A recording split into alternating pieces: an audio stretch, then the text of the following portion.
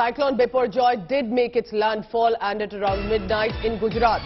22 people received injuries officially. 2 people have lost their life as well as the cyclone made a landfall.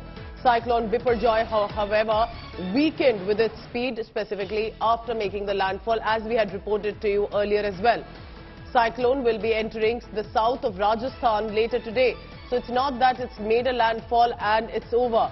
The speed of cyclone will reduce to about 70 kilometers per hour. Remember, what started with about 130 kilometers per hour of strong winds was expected to go till 145, but the speed started to weaken, and now when it touches Rajasthan, the south of it on the border area, it will touch about 70 kilometers per hour. But you can see poles that had got uprooted, extremely strong winds, non-stop heavy rainfall as well.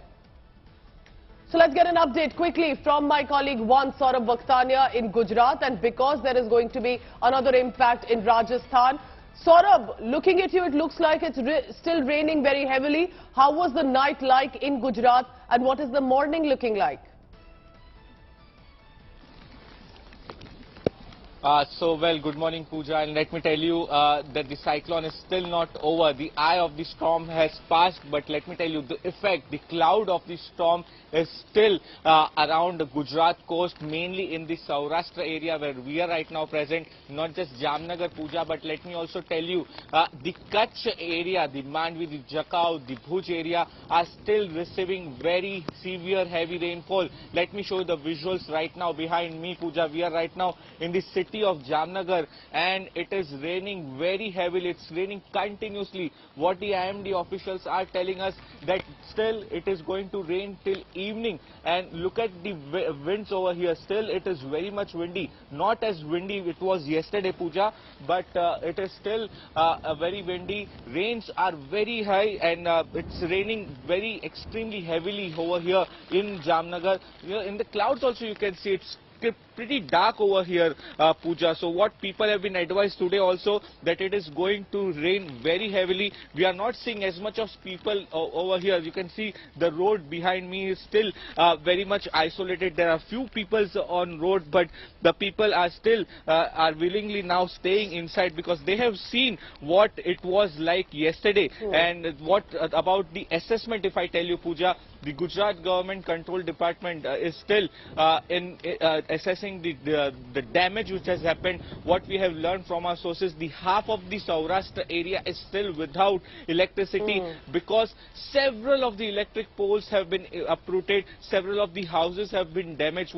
When we were also yesterday in one of the village in Jamnagar, the entire pole and the house was completely damaged after an electric pole and one huge tree fell on it. So there has been destruction. And these reports will only continue to filter in as the sun is rising. People will be able to report further. Officials will be able to check more.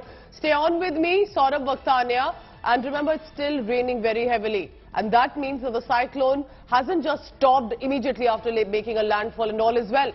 It's going to go towards south of Rajasthan. That's where Jaikishan Sharma currently is. Jaikishan, good morning. So it's going to be likely a long day of caution and reporting for you as well. What are you hearing for the administration? How is the weather like in Rajasthan's border areas?